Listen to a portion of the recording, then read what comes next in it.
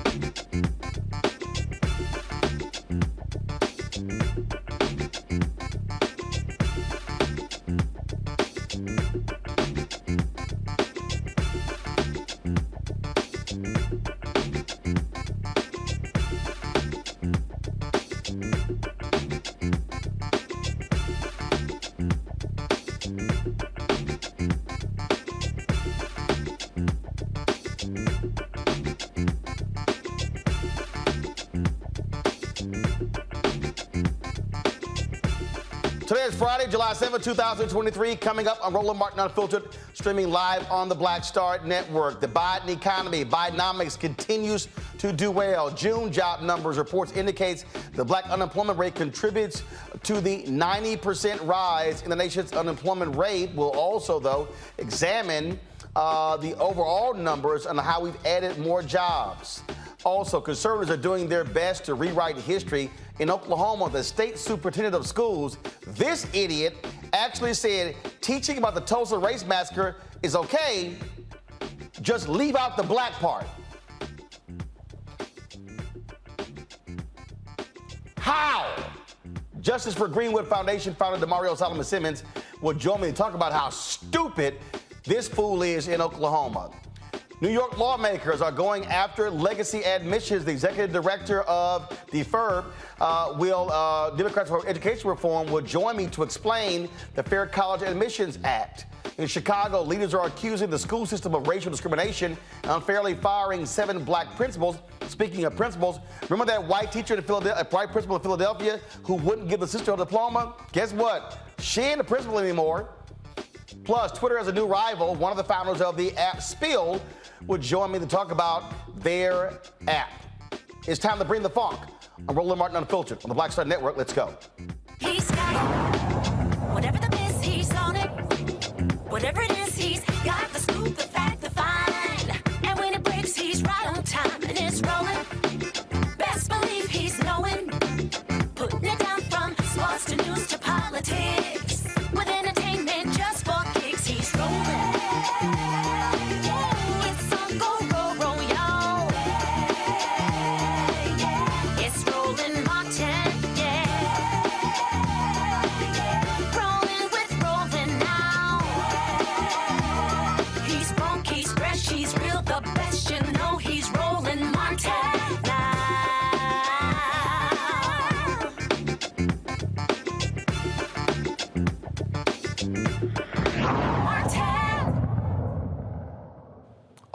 Unemployment dropped again. The June jobs report came out today, and the Biden White House shows that they say that their economic policies are working for the country. 209,000 jobs were added last month. For the third month, unemployment is 3.6%. It fell to that, but in those numbers, the unemployment rate for African Americans rose, causing blacks to account for 90% of the recent increase in the country's unemployment rate. Here to break this thing down for us is Anthony Barr, Research and Impact Director at the National Bankers Foundation. Anthony, how you doing? First and foremost, and so again, so let's walk through this. Folks kept saying recession's coming, economy's tanking, all these doom and gloom people. You get the likes of Larry Summers, who was saying, "Oh my God, we need unemployment to skyrocket to lower inflation." None of those things have happened. So what's going on? Well, thanks for having me. It's great to be here tonight. And yeah, as you said, we're seeing inflation coming down without this huge hit to the labor market that Summers and others expected that we needed. And yet it's two different labor markets, right? There's the overall labor market, and then there's the labor market for black workers. And so Biden economics is working for the country in the aggregate, but when you break it down for black workers, starting to see that that might not be the case for them. And so as you pointed out, black unemployment increased again for the second month in a row. It is now at the highest it's been since August. And breaking it down a little bit, we went from record low in April that we were all celebrating at 4.7%. That's the lowest on record, to almost a full percentage increase now at 6.0%. And to put that in perspective, that number of 6.0% is the same as all workers without a high school diploma. So that kind of puts in perspective just how detrimental that number is. It's, of course, double the overall rate and double the white rate as well. And when you disaggregate it a little bit by gender, it's a story that's across the board. Black unemployment for black men increased by 0.3% to 5.9%, and increased for black women by 0.1% to 5.4%. And drilling down even further, the participation rates, the labor force has shrunk, the participation rates are lower, the employment ratio rates are lower as well. And so it's not just a case of, increased black workers competing over jobs. It's the case that there's frictional and structural unemployment barriers so that the black workers who are looking for employment aren't finding those opportunities, which is in direct contrast with white workers who increased their labor force and were still able to drop their unemployment rate down slightly.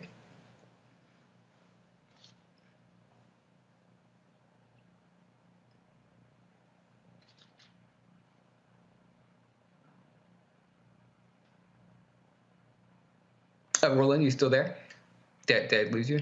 Yep, still here. Now, so the question again, is there any way to fully understand why what's happening fluctuating with the black numbers?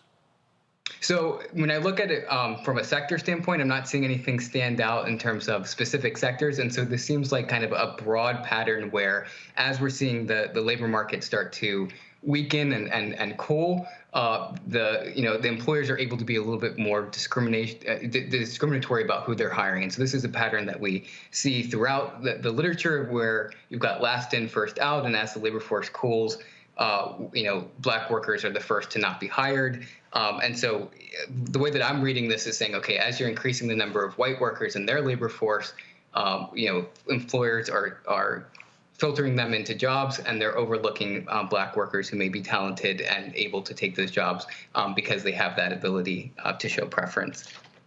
And so overall, though, when you look at this, and so if you're looking at the unemployment numbers, if you're looking at stock market, if you're looking at, again, lowering of interest rates, if you look at gas prices, if you are assessing the economy as a whole, I mean, it literally is a stark contrast to obviously what Republicans say is going on, but also when you look at the polling data, where a lot of people think that the economy is just, oh my goodness, just awful and terrible. That's simply not the case.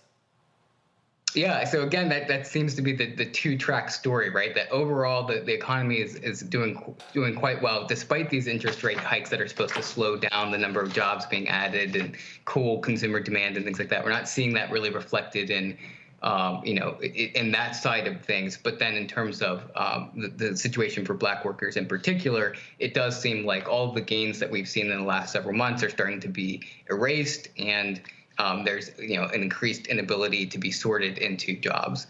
And this is a question about what the Fed will do moving forward, right? So, they paused their interest rate hikes last month. That's in part because they kind of looked at the turmoil in the banking sector and wanted to make sure that they weren't going to add to it. But now their own staff economists are projecting some form of a recession later in the year or early next year.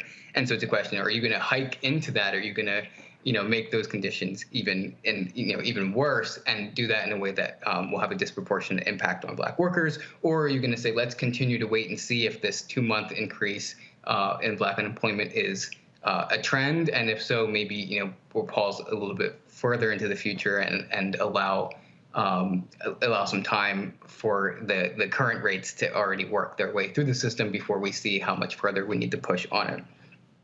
All right, then. From a banking standpoint, too, that the financial turmoil that you could see there as banks fail or as credit tighten conditions, those things impact minority communities too, right? Because it means less capital being deployed, or borrowers who are on the margins or small businesses that have less collateral get denied for those loans. And so I think that's something else that should be factored into there as we're thinking about can we retain a strong economy moving forward. See, this is why, again, I think we start trying to break down this economy and break down what's going on and why these things are happening. You simply can't look at one thing. You can't solely look at the monthly unemployment numbers. You can't solely look at the stock market. And frankly, we treat the stock market like it's, an NBA game where we want to see as many points as possible without realizing that you just can't keep going up and up and up and up and up, and everything's just going to be perfect and this thing's going to keep rising. That's simply not the case. Even if you look at inflation, all these people who are complaining about, oh my God, this is what happening under Biden, we literally had an artificial economy after the 2008 housing debacle. So you go from 2008 to 2022. I mean, when's the last time you had interest rates that were damn near zero for a decade or more? Yeah, that's exactly right. And, thinking about the stock market, if you push a little bit on that, the big, tech companies like the Googles and the Facebook, they're the reason that stocks are up slightly, if you're comparing the last couple months or, compared to last year when stocks were down. I'm worried that, that's not necessarily indicative of the broader, Fortune 500 companies or other publicly traded companies. So, there's a question, too, about, so far the Fed's attitude seems to be they can kind of really keep hiking and there's, ability to absorb that. But I do wonder if there's some fragilities that, if you start to kind of push a little bit, you start to see them, and then you say, okay, how does that translate to a heightened risk for minority communities and minority workers? All right, then. We certainly appreciate it. Thank you so very much. And again, we'll just continue to hope things get better for Black workers. But what I keep also saying is this is why we've got to see greater capacity for Black-owned businesses as opposed to when you look at the low numbers that exist right now for many of us. Anthony, we appreciate it. Thanks a lot. Yeah, thank you. Got to go to a break. I'll be right back on Roland Martin Unfiltered, talking about a panel about this here. Also, we'll talk about the efforts to get rid of legacy in college admissions in New York State. Everybody keep talking about merit. No, they can't stand affirmative action. They don't say nothing about these white folks who keep getting to school on legacy. You're watching Roland Martin Unfiltered on the Black Star Network. Hatred on the streets, a horrific scene, a white nationalist rally that descended into deadly violence. White people are losing their damn minds.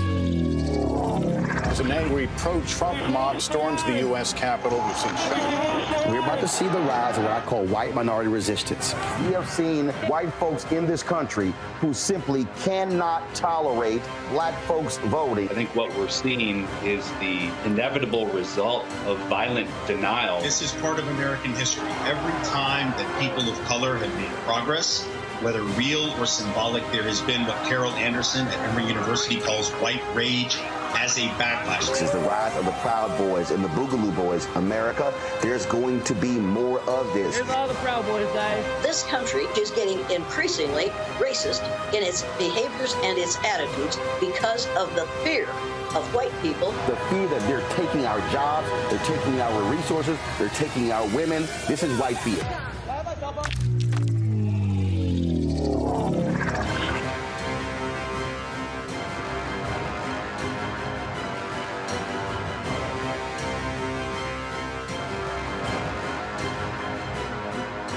Black Star Network is here. Oh, no punch! I'm real revolutionary right now.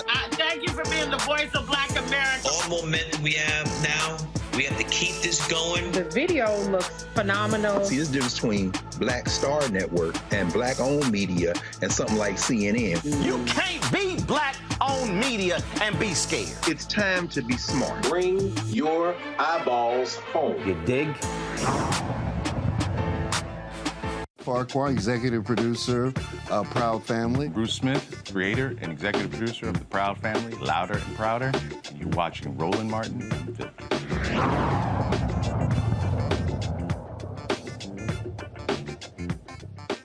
All right, folks, join me today is Michael Imhotep, host African History Network show. Detroit, Matt Manning, civil rights attorney out of Corpus Christi, Texas. Kelly Bethel, communications strategist out of D.C. Here's a thing that I'm still not understanding with these folks, Michael, and this is very simple. That is, if you are Biden-Harris, when you start looking at polling numbers, these people keep talking about the economy, how awful it is, how things are going bad. Obviously, Republicans are driving the narrative as well. Right. And so now they're running around talking about Bidenomics, and some people saying, oh, my God, you know, that makes no sense whatsoever. Phrases are great, but I think what is critical, it's literally explaining to people in real, clear, stark terms how much money has been going out, what money is being spent, putting your name on projects, all of those different things. You have to tell the narrative. You cannot expect people to just assume they know all of these different things. And so if I'm this White House, I'm not chilling this summer. I'm sitting here in July, August, September, October. I'm going hardcore, taking credit for every damn thing. Yeah, you know, the tour that Biden is going on, dealing with Bidenomics, and then also championing the $1.2 trillion infrastructure bill, because at the beginning of this year, you had about at least 30,000 construction projects that started all across the country because of that infrastructure bill. That's a good start with Bidenomics and explaining what has been accomplished, but you have to break it down to the granular level, okay? And you have to not just explain the bill that got passed or how much the bill was. You have to explain how this bill being passed in Washington, D.C., okay, that is not even technically a city, meaning, you know, the mayor doesn't have full control over the city like other cities. Explain how those policies are impacting the economic conditions of everyday people, okay? Reduce it to the ridiculous. That's what you have to do, because everybody doesn't follow this. Most people don't, okay? So you have to explain that, and you have to claim it. And then also you have to explain most of these Republicans showing up to the groundbreaking for these construction projects voted against the infrastructure bill as well. You have to explain how the $1.9 trillion American Rescue Plan, which saved the U.S. economy, how it helped people keep people in their homes, how it gave $5.8 billion in funding to HBCUs, that and other policies from the Biden-Harris administration. Talk about the 13.2 million jobs created in the 2.5 years that Biden and Harris have been in office. So you have to reduce this to the ridiculous and show how each one of these policies are helping people, and then tell them, compare this to what Republicans are talking about. Compare this to their policies, because overwhelmingly Republicans voted against these policies. See, I believe in being even more guerrilla with it, gangster with it, Kelly. Every Republican event where they are holding a news conference touting the spending or whatever, I would be sending folks there. In fact, I'm going to pull up in a second. You think about this fool, James Comer. he held an event. I got to find the tweet. He held an event talking about an airport in Kentucky, and he thanked Trump for the money, but there was money in the infrastructure bill that Biden passed forward as well. I would have people of the state Democratic Party at every event. Every event with, thank you, Joe. Thank you, Joe, for the money signs. That's how you have to counter these lies. That's exactly right. And it's funny because, state level DNCs, they have that kind of money and they actually can hire people to do that. I've actually seen hecklers, or professional hecklers, rather. I forgot what the original name for it is, but basically a professional heckler on the Republican side come to Democratic events and heckle candidates, heckle their staff, and try to get them caught up in saying something that could be a soundbite for the opposing party. I don't see that as much on the Democratic side, and that's actually, while some may argue unethical, it's an effective comm strategy to do so, because it's not like you're lying when they say that they said that. They said it. It's videotaped. It's on the record, what have you. And Biden, the Democratic Party at large, I believe, is a little bit soft on these issues as far as pushing what they actually do.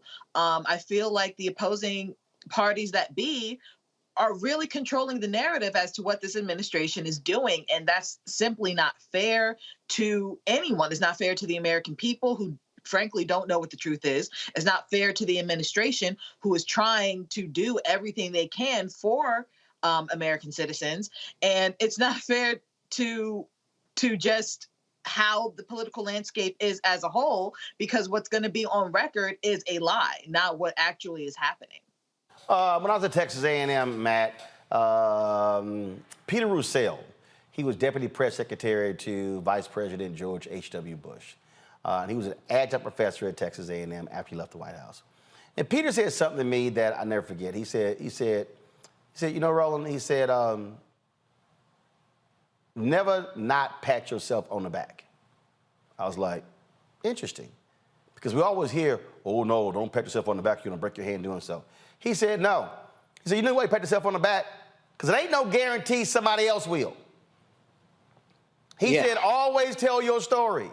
And again, to me, this is exactly what Democrats should be doing, pat themselves on the back, saying, if we didn't do this, that wouldn't have happened. And we didn't do this, that wouldn't have happened. And you got to be as brash with it, as arrogant with it, as cocky with it. I don't care what phrase you use, because what did Joe Namath once say? It ain't bragging if you can do it. So take that damn victory lap. I think they should, and I get that sentiment. I do think there's probably some trepidation at the White House about him trying to get moderate voters and people that are maybe undecided. I don't know how many of those are out there for the upcoming election, and maybe not doing it with the braggadocio that I definitely would. But in terms of patting themselves on the back, they have to do that. I do think, though, they've got to kind of underpromise and overdeliver going forward, because one of the metrics I thought was particularly interesting about this jobs report is that we added something like 450,000 people to part-time employment. And, the Great Recession that was supposed to be coming has not come. Obviously, the Biden economic approach has been successful, but I do think they've got to temper some of that with, a regard for the fact that the future may be a little different, not knowing what's coming down the road. But they do have to tout the victories that they've had thus far, particularly because, to Kelly's point, the Republicans have a loud megaphone, and they make it a point to attribute everything negative to this White House. So if you've got a lot of positive, you're doing yourself a disservice if you don't, put that out into the sphere for everybody to know and understand. That's just how you do it. And again, you can't be afraid, well, what happens if things take a turn? Well, last I checked, if you have been showing improvement for 18, 20, 21 months and things change in a month or two, I can still say the last 21 out of 23 months, here's what happened. I mean, to me, this is not hard, but there's no one who can sell your story better than you. Nobody. And if somebody else has created a false narrative, it's your job to correct it and not allow that false narrative to coexist. Folks, hold tight 1 second when we come back. Supreme Court's affirmative action decision has put the issue of legacy admissions back in the spotlight in New York State as an effort to actually get rid of it. We'll talk with Democrats for Education Reform leader next about that very issue. You're watching Roland Martin Unfiltered on the Black Star Network. Download the Black Star Network app, Apple phone, Android phone, Apple TV, Android TV, Roku, Amazon Fire TV, Xbox One, Samsung Smart TV. Also, folks, you can also, if you're watching on YouTube, hit the like button as well, folks. We should easily be over 1,000 likes in our first hour. Be sure to join our Bring the Funk fan club, see and check in money orders. P.O. Box 57196, Washington, D.C. 20037-0196. Cash App, $RM Unfiltered. PayPal, R Martin Unfiltered. Venmo is RM Unfiltered. Zelle is Roland at RolandSMartin.com. Roland at RolandMartinUnfiltered.com. We'll be right back.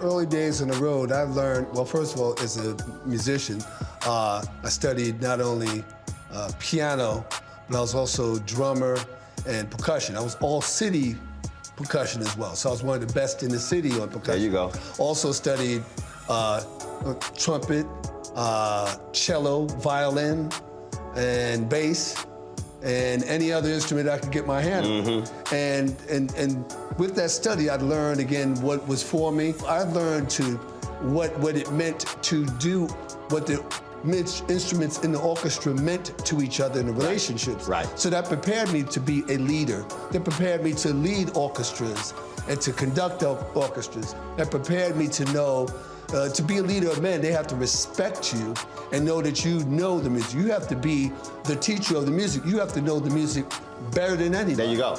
Right, so you can't walk in unprepared.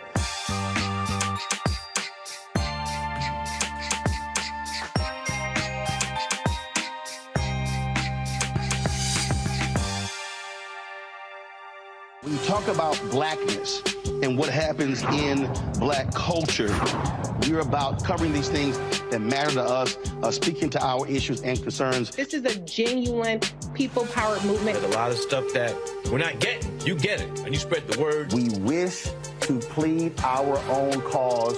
Too long have others spoken for us. We cannot tell our own story if we can't pay for it. This is about covering us. Invest in black-owned media. Your dollars matter.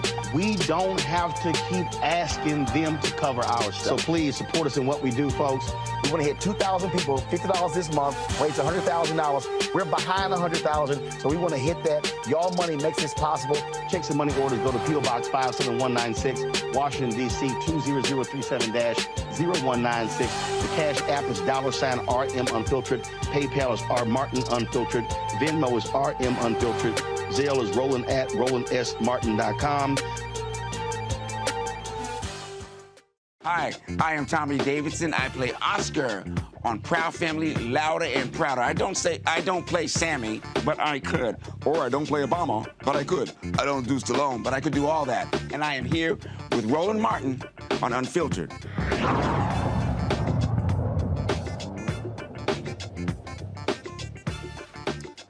As I broke down last night, you look at all of these folks out here who yell, holler, and scream. They oppose affirmative action. Race should not be used. It's merit, it's merit, it's merit. But then they get mysteriously silent when you talk about legacy admissions. Anybody who looks at legacy admissions can go, who do they benefit? Let's be clear. It wasn't until you look at the majority of these PWIs in America, it wasn't until the late 60s, early 70s, you start seeing black students across the board. At first, they were black athletes. So we were not attending these schools, which means that, let me just put this thing in context. I was born November 14th, 1968. That means that my parents didn't go to these PWIs. My grandparents didn't go to these PWIs. That means that when I applied to Texas A&M, I couldn't make a legacy argument. because I had no legacy. So I have 13 nieces and nephews, 9 nieces, 4 nephews. So my nieces and nephews are the first generation in my family who could actually make a legacy argument. Now, several years ago, when Bob Gates was the president of Texas A&M, when all these white folks were complaining about race being used in admissions, this is a post-Hopwood decision, I was at the news conference. You know what Gates said?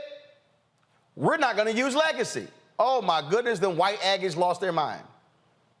So these white Texas A&M graduates lost their mind when Gates announced he wasn't going to use legacy, but they were so pissed off with affirmative action. Because white people only see race when it's black, Latino, Asian, Native American. They don't see it as them.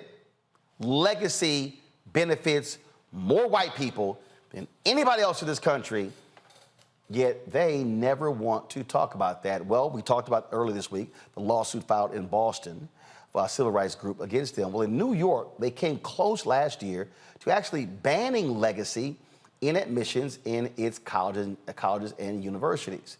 It was Senate Bill S4170A, the Fair College Admissions Act, will prohibit legacy admissions policies at colleges and universities in New York, declaring such policies and practices discriminatory and inequitable.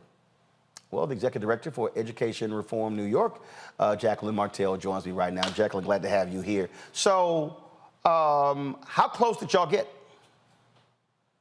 We got super close.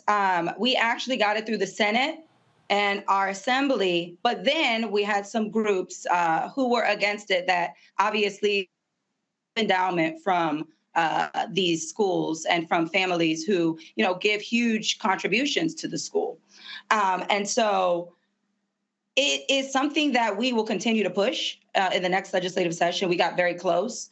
We knew that this was coming. When we look at the data for legacy admissions, one, it is equivalent to a 160-point bump, SAT score bump. There's more legacy students that are admitted through legacy preference than there are through affirmative action. And so, to your point, too, in New York, one of the most diverse school systems in all of the country, but yet one of the most segregated students, we inadvertently are not allowing for students who identify as first-generation college students to even get this preference. And so it is something that we really, really are continuing to fight for. We have over 70 colleges and private universities in New York who have the legacy preference question still on their applications. It's a problem here in New York. Yeah, and see, and again, for the people who don't understand, these nuances, this is very simple. A white student today who is invoking legacy is benefiting from Jim Crow. Right. And then the same white folks want to tell us, oh, it's unfair for you to benefit and I don't because of Jim Crow. They are literally benefiting from racist policies. Right.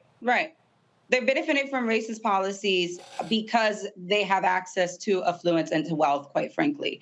And to your point, this is not even a partisan issue. Our national affiliate actually conducted a poll after the SCOTUS decision around diversity in schools. And I have the data here. 81% of Republicans, 93% of Democrats, and 83% of independents know that diversity within our higher education system is imperative to, one, our democracy, but also the future of the workforce in this country. And so this is a partisan issue, but I think that people really understand the fact that diversity within institutions of higher education is important for all of us. But also, too, when we talk about preferential treatment and preference in the higher education admissions process, we need to be looking at that holistically. In this country, have this ideology of meritocracy, that you can pull yourself up by the bootstraps. That is not true. We live in our state in particular where we're seeing gross amounts of economic disparity, housing disparity, and quite frankly, as I talked about when I was on your show last time, access to quality education within our K through 12 space. We need to make sure that we are leveling the playing field for all students in this state and this country. Absolutely. My panel here. Matt, your thoughts about these lawsuits. First, with a lawsuit towards Harvard against legacy admissions, and then also this effort here. I mean, just like Ed Bloom and his folks, in terms of what they were successful at, the data doesn't lie, Matt. Legacy absolutely benefits white students, and it literally is taking advantage of Jim Crow era policies. Yeah, I mean, I understand that, but if I'm completely honest, I'm struggling because not knowing the data, I would be interested in what percentage of the incoming students at any given school in New York, let's say, Jacqueline, if you have this data, are legacy admittals. And the reason I ask that is I understand all of those phenomena, and I think it's all abhorrent. I don't disagree with any of it. But I'm wondering if there's a different usage of effort that can be applied to make it a more equitable process. And what I'm getting at is I don't know if 50% of people who are admitted via legacy, then I understand the enormity of the issue and why that is something we attack, as opposed to college affordability or any other number of things that might make it more equitable. And not knowing that data, it's difficult for me to see how legacy is the primary thing we should attack. I understand attacking it, but I'm interested in that data and whether there's a different... Well, I'll show you this here. I'll show this here. Okay, pull it up. I'll show you this here, Matt. Pull it up. A study was done. 43% of white students at Harvard were either legacy, athletes, or related to donors or staff. 43%. The same study, it says right here, the study found that roughly 75% of the white students admitted from those four categories labeled ALDCs in the study would have been rejected if they had been treated as white non-ALDCs.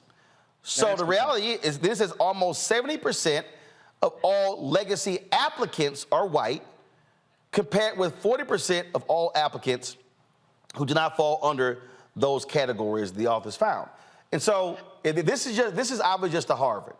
But what we do know is that schools all around, and the legacy admissions is really for the donors, it's for the folk with the hookup. But again, I think what this does is it also exposes the hypocrisy of those who want to yell, don't use race in college admissions when this is absolutely race-based. Yeah, and there's no question they're getting a very clear leg up. I'm merely asking in terms of the things that can make college more accessible to us writ large.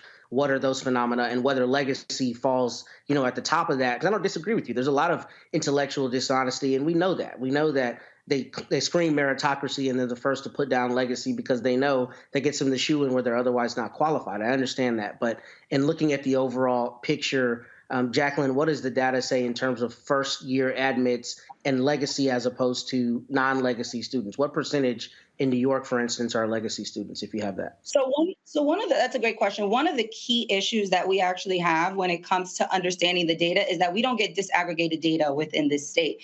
We actually at EARN, our national affiliate, and EARN New York have actually called for more transparency when it comes to data. What we do know, though, nationally, similar to the poll that Roland just pulled up talking about Harvard, is that 23% of students we know nationally are admitted through legacy admissions. There are more students admitted through the legacy preference than there are through affirmative action. That's a fact. But what we do need in this state and also nationally, and it is one of our calls to action, is we need more disaggregated data and transparency around it, because my guess is that those numbers are higher. What we do know in terms of the ecosystem here, as I mentioned before within New York, is that we have 70 colleges, public and private, who have this question on their application. 59% of the public and private colleges within New York in 2022 had the legacy question on its application. And we live in a state that is, and particularly a city that is so diverse. We have a huge conglomerate of students, a huge population of students who identify as first generation, similar to what Roland was speaking about before. Listen, I went to an HBCU. I went to City University, part of our public university system here in New York. And I also went to an Ivy League school. I've been through all types of modalities in New York. And what I can say is when I was going to the public university here, I had to hold down a full-time job while going to school full-time and also doing extracurricular activities. So the playing field is not equal, and I think that it isn't fair to necessarily relegate this to just that question as well. It's also about access to opportunity. Students need to have access to top universities within our country, but it shouldn't be necessarily only based on if your parents who had access when other groups who have been disproportionately marginalized in this country didn't have access. I don't think that that's fair, equitable. We look forward to seeing what happens there in the New York State Legislature. It will be very, I can't wait to see what the arguments are as well for the people who are going to be defending it, but they also are against affirmative action. Always show the hypocrisy. Jacqueline, thanks a lot. Thank you so much. Folks, we'll come back. A white state superintendent who supposedly over schools. This fool literally said, we should talk about the Tulsa Race Massacre, but we should leave out race.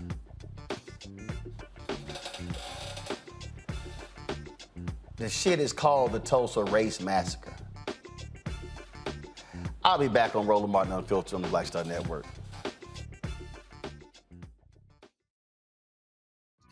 Next on A Balanced Life, we're talking everything from prayer to exercise to positive affirmations and everything that's needed to keep you strong and along your way. That's on a next A Balanced Life with me, Dr. Jackie, on Black Star Network.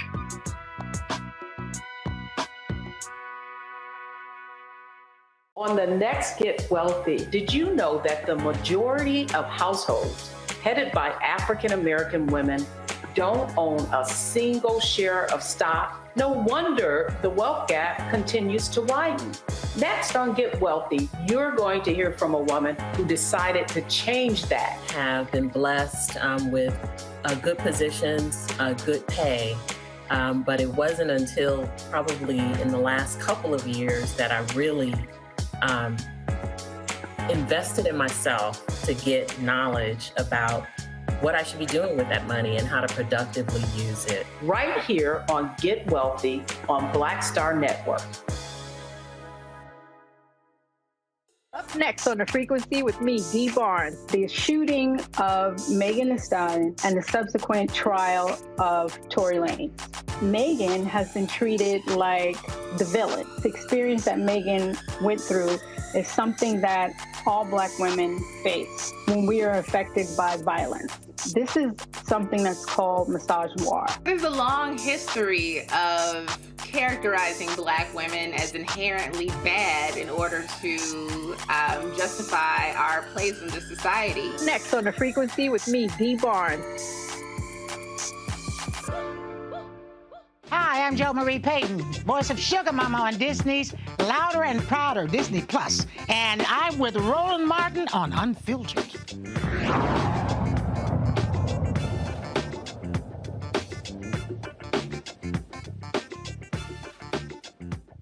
Ooh, Lord, I tell you, it's always some stuck-on stupid white folks in America. One of them is Ryan Walters. He is the Oklahoma State Superintendent of Schools. This dumbass, and I'm talking about dumbass, actually said this about the Tulsa Race Massacre of 1921. Tulsa Race Massacre not fall under your definition of CRT. Okay, thank you. I'm sorry, I didn't address that part. I would never tell a kid that because of your race, because of your color of your skin, or your gender, or anything like that, you are less of a person or are inherently racist. That doesn't mean you don't judge the actions of individuals. Oh, you can absolutely, historically you should. This was right, this was wrong. They did this for this reason. But to say it was inherent in that because of their skin is where I say that is critical race theory. You're saying that a race defines a person. I reject that. So I would say you be judgmental of the issue, of the action, of the content, of the character of the individual, absolutely. But let's not tie it to the skin color and say that the skin color determined that. One more follow-up. How does the Tulsa Race Massacre not fall under your definition of CRT? I answered it. That's my answer. And again, I felt The Tulsa Race Massacre was a race massacre. How does it not fall under CRT? I've answered your question. I do appreciate, very respectful. The 100 years of silence was about race. How does that not fall? How does that not qualify for CRT? I appreciate your question. That's how you light his dumb ass up. Damario Solomon-Simmons, co-founder of Justice for Greenwood, joins us right now. He represents 3 of the survivors of the 1921 Tulsa Race Massacre. I mean, this goes to show you, Damario, the extent that, this is why also I wrote my book, White Fear. They're white folks like this guy who want to act as if, yeah, let's discuss the Tulsa Race Massacre, but let's leave race out of it. And this fool is over all schools in Oklahoma. Yes, sir. Roland, good to see you. First, I want to say congratulations to your 1 million subscribers on YouTube. I'm very proud of you for that. Appreciate it. And Roland, listen, you're right. This guy's he's the Oklahoma Secretary of Education, the superintendent for all schools. And people like Ryan Walters, this is what he said is so absurd, ridiculous, it's ahistorical. He's trying to brush aside the facts and the reality of what the massacre was about. Listen, they said their stated goal of the massacre was to run the Negro out of Tulsa. When they bombed and burnt down 40 square blocks, as this picture shows right here, it was for all of the 10 to 12,000 black people that lived in Greenwood. After the massacre, listen, look at the postcard. Running the Negro out of Tulsa. I'm not making this up. And then in the newspapers days after, in the city of Tulsa government and the Tulsa County government, they said we want to make sure that we police these Negroes more aggressively so quote unquote nigger town does not rise up again. These are the things that these people said at the particular time. And this is why it's so important to us at Justice for Greenwood that we continue to move forward this work, because we have to fight these false, absurd, ridiculous, false narratives that people like Ryan Walters want to put out into the world. And another reason why we're so hopeful that our current case that's pending right now in the Tulsa County District Court will be allowed to move forward to trial so we can get the truth of what happened with the massacre and we can forever shut down people like Ryan Walters. So this sort of reminds me of the white folks in Virginia who did not want to deal with when the law was passed that the governor had to, when they kept folks with felony conviction from voting. And literally, the law was passed and the lawmakers said on the floor, this is to keep the darkies from voting. That was the actual intent. Then years later, it's like, well, no. That's not why we're continuing this. No, the record is clear. It was intended to keep the darkies from voting. No different than law in 1890 where they changed the Constitution and they added a whole slew of felony convictions in Mississippi to keep black people from voting.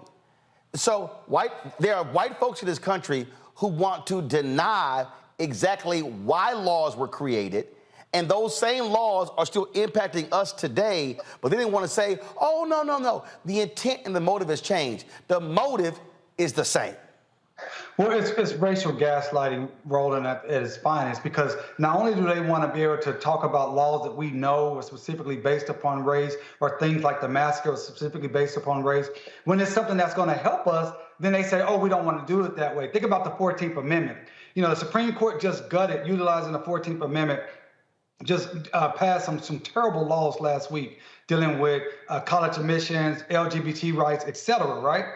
But the 14th Amendment, what is the original intent of the 14th Amendment? It was to help empower black people who were coming out of enslavement. It is a race-conscious law, and yet the Supreme Court is saying we cannot use this in a race-conscious manner because we don't think that's the way it should be interpreted, even though that's the original intent. So it's racial gaslighting. We deal with it each and every day all across this country and double time here in Oklahoma. The good news is of people like Ryan Walters, people like Donald Trump and others who are making it very plain to our people that this is a war that we're in. We're in the war for our freedom, our liberty, and our very lives. And we must organize. That's why I tell everyone that's looking at this right now, work with us at Justice for Greenwood, send us a donation, get on our newsletter, connect with us, and organize to fight against this, because the other side is very organized, they're very motivated, and they have a very clear path for where they want to go. When they say make America great again, that means putting us in chains again, that's putting us back on plantations again, and that is taking away all our rights again. You know, and when you talk about fighting the monarch, let's also be clear. These same white folks, for nearly 100 years, wanted no mention of the Tulsa Race Massacre in any book in the state of Oklahoma. That also was deliberate by white folks. Deliberate specifically, and the continuing harm is because of race-based. It's all about racism. It's all about power. They want to continue to subjugate our ability to be free, independent, wealthy, healthy individuals and communities in this nation. And the Tulsa Race Massacre and Greenwood and Black Wall Street was the greatest example of black wealth, black excellence, black education, black health, and they destroyed that specifically, and they wanted to keep that story hidden from the history books because they don't want us to take our lessons and our cues and our inspiration from Greenwood. But the deal is this, Roland, that Justice for Greenwood and people like you, we're still fighting, we're still organizing, and we're meeting this threat head on. We say to Ryan Walters, I put out a statement today here in Oklahoma, and I'm saying it on your airways. Ryan Walters, we will continue to talk about the massacre. We will continue to fight for reparations for the massacre. We'll continue to fight for truth, justice, and equity for our 3 living survivors and all of the descendants throughout this entire country. There's nothing that Ryan Walters can say that will stop us from fighting until we get the justice and reparations that we absolutely deserve. And what also is needed, we need more white folks like the one who was questioning him doing that, where it's not just black folks having to do all the work. That's true allyship. You know, that white person who showed up, that was a Republican, Cleveland County Republican meeting. So that meant someone had to go out of their way, go to that meeting, which was in a library in Norman, Oklahoma, sit on the front row and specifically say, I'm going to challenge you. I'm going to challenge you firsthand, right on hand. And I'm going to say that's not an easy thing to do here in Oklahoma, because Oklahoma is a right-wing, deep red, Republican MAGA state. So we need those type of allies that will stand forward and be out on the front lines and will provide us the necessary power that they bring just with their white bodies. If a black person was maybe making those same questions at that location in Norman, Oklahoma, the police probably would have been called, no doubt. This is also why, Damario, why we have to show up at events like that. And I say this all the time, that elections are the end of one process at the beginning of another. You're there in a red state. Ryan Walters has pissed off Republicans for being stupid. Yes. I mean, even they have said, he a dumbass.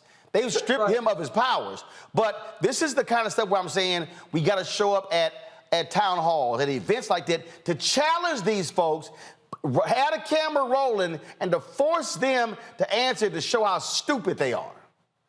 I totally agree, Roland, and we have to have the courage that the black men and women of Greenwood had when they showed up at that courthouse in 1921 when the white power structure wanted to lynch Dick Rowland downtown Tulsa. You had about 100 of the most prominent, wealthiest, most educated black men in the entire country that put everything on the line because they had the courage and the love of Dick Rowland to show up and say, you're not going to do this in our community. And that's what it takes. You have to sacrifice sometimes your time. You got to sacrifice your comfort to go show up and be strong in the face of adversity. That's what the legacy of Greenwood is about. It is not just about the massacre and the destruction, but it is a legacy of power. It's a legacy of education. It's a legacy of wealth. It's a legacy of showing up for one another. And that's what we have to do in this moment as a community throughout this nation. We have to show up for one another. We have to organize together. We have to get money, put our money together and fight these people as hard and as fast and as powerful as we possibly can. Absolutely. Damario Solomon-Simmons, I appreciate it, brother. Thanks a lot. Roland, always good to see you. Peace, brother. Holla. Kelly, again, this is, I'm trying to get our people to understand that we are in the middle of a war. Not a battle, of a war. These people, first of all, we know it's been going on, but the election of Barack Obama really heightened this whole deal. But I still contend it was the death of George Floyd that caused many of these racists to go, oh shit. And it wasn't because of us. They freaked out when they saw young white kids out in the streets protesting. They freaked out when they saw them inside of offices demanding change as well. So this attack, if you will, this attack on anything black, anything dealing with DEI, anything dealing with race, it absolutely is because it's white fear. They are scared to death of losing power. Because at the end of the day, Roland, I feel like that's all they have. They don't have the numbers. They don't necessarily have the influence. They absolutely do not have logic on their side. All they have is a power that they stole for centuries that they're trying to maintain and keep. And when you have a generation that, frankly, in my opinion, is probably the freest generation on record as far as thought, as far as movement, as far as culture is concerned. Yeah, you're right. They are scared because it's like, oh, wait, we didn't teach this generation how to be as racist as we are. We didn't teach this generation how to be as bigoted. And we kind of can't anymore because it's out the barn now. You know, it's out the door. So they are doing everything they can in their power to, rewind the clock a little bit by way of these policies, by way of this rhetoric, by way of this superintendent thinking that he can get away with saying that the Tulsa Race Massacre wasn't about race. It's like, if you say it enough times, maybe it'll be true. And I feel like that's the logic that they're trying to perpetuate. And it's frankly not going to work as effectively as they think it is, because this generation is so smart, is so free, is so cultured outside of Eurocentricity, outside of the whiteness that my generation and generations prior are used to. Matt, again, when we start looking at, what is happening here, a lot of people were blowing off the attacks against critical race theory. But they were very clear. Christopher Rufo made it clear. They were trying to lump anything dealing with race under that banner to stoke white fear. How did Glenn Youngkin win in Virginia? Because white turnout increased. That's how he won. What they understand is, to Kelly's point, we look at the numbers. If they can stoke white fear, and if they could see, this last election was supposed to be the first time in American history that the total electorate of white voters fell under 70%. In Virginia, it was around 74. In the 2020 election, same thing, was above 70. And so they understand when you start dropping below 70% of the total electorate being white, then you are hitting that, you're moving towards that nation becoming a majority of people of color. That is what's freaking them out. And so they are trying to find every racial button to push in order to keep that white fear machine going. and every mechanism to, aid that machine. I like it, Roland, when you pass it to me and you basically make the arguments I'm going to make. But you're right, 100%, particularly with CRT. I mean, we've talked about it a million times on the show, but that has become a dog whistle for anything race. And what's particularly insidious about people like Walters is they try to paint it like they have some moral high ground. If you listen to what he said is, oh, yeah, I want you to decry the action, but you don't make it applicable to the person because of their race. When we all know that Tulsa race riots were about race, as the brother just said, right? I mean, that's all it was about. But what they try to do is repackage it and try to make it about some individual analysis of an individual person, despite the fact that whiteness is the primogenitor of all of it. It's the thing that's driving everything. So I think you're 100% right. And that goes part and parcel with things like voter disenfranchisement and trying to make it harder to vote, right? Because it's a numbers game. Anybody who's been involved in any political campaign, it's all numbers.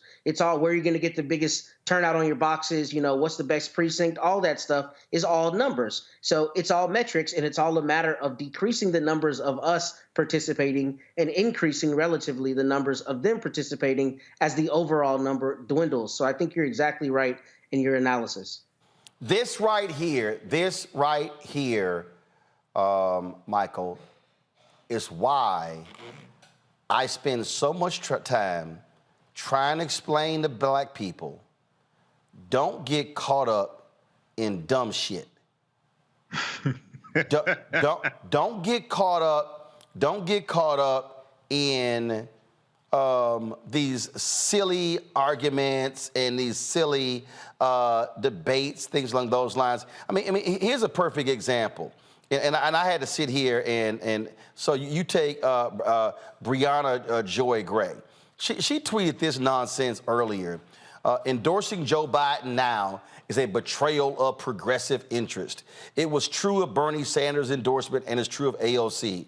Most Democrats don't want Biden to run. Bernie and AOC are tragically out of step with the movement and the moment. Well, first of all, most people don't want to run because he's too old, but he's running. So I responded to her. And I said, oh, please, that's utter BS. You must enjoy losing. The moment Biden won in 2020, we knew he was running for re-election. This ain't The Sims. It's reality. Bernie Sanders knows it, too. This is the rationale that led to Trump winning and getting 3 SCOTUS picks. She then goes, people like Roland Martin will try to guilt and shame you into selling your vote cheap. The corporate Democratic Party cannot exist without your cooperation. It's your right to stop cooperating, demand more. And then, of course, I couldn't leave it there. So I had to respond to that foolishness. And I said, nah, Brianna, I'm not stuck on stupid. I'm in Virginia. I saw white turnout increase to elect Youngkin. I saw what happened when CRT was bullshit and used to drive white fear. You have taken L's in elections because you desire the perfect. I understand power. Losers have none. The thing that we have to understand, that we have to keep saying to black people, Michael, all across this country, and I don't care whether your ass call yourself a Freedman, FBA, B1, ADOS, whatever the hell, the folk on the other side don't give a damn what letter you use. You can holler Freedman, FBA, B1, ADOS, you can call yourself whatever the hell. Their whole deal is to keep your ass in your place. And what I understand is, I understand the simple math. There are 2 parties, Republican and Democrat. One don't give a damn. One empowers Stephen Miller, who's stopping the black farmers from getting their money. He's threatening law schools. One appointed 3 Supreme Court justices who rule against us in critical cases. Now, that doesn't mean that we don't fight, challenge, push, go hard against Democrats. But if I know evil wants to take my ass out, I ain't trying to coexist with evil. And what I'm not going to do is sit my ass at home and allow the other evil folk to vote and elect people, and then I sit back and bitch and moan and go, I can't believe they did that. I can, because they told your dumb ass they were going to do it. Yeah, as much as I loathe and despise Donald Trump, practically everything he did, he told you ahead of time he was going to do it. Your ass was just too stupid to believe him and do the research. He told you he was going to do it. He told you he was going to only nominate Supreme Court justices who would overturn Roe versus Wade. He told you he told you he was going to nominate federal judges. He told you he was going to unleash the police. He ran on the platform of Blue Lives Matter. Okay, so all the things that he did, he told you he was going to do ahead of time. But people like that, see, now this is one of the problems with the 2016 presidential election. You had a lot of these woke ass progressives out here, people like Dr. Eddie Glaude on MSNBC, who sat his ass on MSNBC and told people don't vote for president. In 2016, he said vote for everything except president. My TV One show and said it, and I was like, nah, bro, I ain't feeling that. Yeah. But then he found out fat meat is greasy. I don't know why they still have him on MSNBC. Now on Deadline White House on Nicole Wallace's show, he said he apologized, for saying that. This was maybe a year or two ago. He said he had too much faith in white people. Wait a second. You got a PhD and you're that ignorant not to see this domestic terrorist threat coming named Donald Trump, who ran on the platform of law and order, which was a throwback to Richard Nixon in 1968, who ran on the platform of law and order, which means protect white people and lock up African Americans. But the person that you tweeted with, I don't go back and forth with people like this. This is what I do. I drop this on them. Proper documentation ends all conversation. Read fact sheet. The Biden-Harris administration advances equity and opportunity for Black Americans and communities across the country. That's at whitehouse.gov. It's about 36 pages. It breaks down how the policies of the Biden-Harris administration are helping and benefiting the African American community. Now, you compare that to what Republicans are doing. You compare that to what independents are proposing. This is stuff that's actually happening or they are working on. So we have to understand you're not going to find perfect candidates, just like you don't have perfect constituents. And this is one of the problems with a lot of these people who are so idealistic, don't understand history, never read the U.S. Constitution, and sit up here. If they can't find somebody that's perfect, then they're not going to vote. One of the most important things I learned from the 2016 presidential election is how much BS white people would take to achieve their goal. For many people who voted for Trump, he wasn't their first, second, third, fourth, or fifth candidate. Okay, he wasn't their first, second, third, fourth, or fifth choice. But they said this is about the Supreme Court. They said this is about controlling the federal bench. They said this is about overturning Roe versus Wade. They saw him as a means to an end. Okay, they were willing to hold their nose and use him as a tool to accomplish what they wanted. We have to do the same thing. I'm neither Democrat nor Republican, but I sure as hell ain't stupid. We need to understand how to use politicians and the Democratic Party as a tool to accomplish what we want, and that has to be by mastering history, economics, law, and politics. Speaking as a tool, coming up next, we're going to talk about a new social media app that aims to offer an alternative to Twitter. It is Black-owned, Black-controlled. But some of these people are still whining about here. Oh, I can't stand the people who complain about stuff and they ain't never launched a damn business in their life. We'll be talking with one of the co-founders of Spill next on Roland Martin Unfiltered on the Black Star Network. Next on The Black Table with me, Greg Carr. The United States is the most dangerous place for a woman to give birth among all industrialized nations on the planet. Think about that for a second. That's not all. Black women are 3 times more likely to die in this country during childbirth than white women. These healthcare systems are inherently racist. There are a lot of white supremacist ideas and mythologies around Black women, Black women's bodies, even Black people that we experience painless, right? Activist, organizer, and fearless freedom fighter Monifa Akinwole-Bandele from Moms Rising joins us and tells us this shocking phenomenon, like so much else, is rooted in unadulterated racism. And that's just one of her fights. Monifa Bandele on the next Black Table here on the Black Star Network.